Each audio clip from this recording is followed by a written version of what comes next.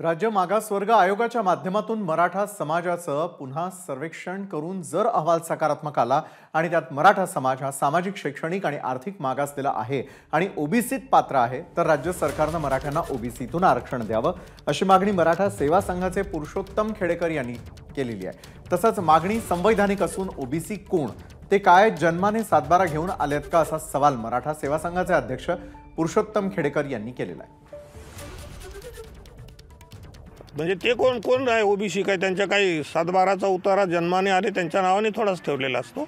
कोणालाही आपल्याला तिथे घ्या मागणी असते, आम्ही त्या पात्रता पूर्ण केल्या तर त्यात जाता येतं, एवढंच आहे। त्याच्यामुळे उगीच त्याच्यावर काहीतरी भाष्य करून पुन्हा एकमेकावर काहीतरी गदारोळ करण्यात आणि काहीतरी चिखलफेक करण्यात काही अर्थ नाही असं माझं मत आहे। त्यामुळे मराठा समाजाचा ओबीसीमध्ये आम्हाला समावेश करा ही मागणी संवैधानिक आहे।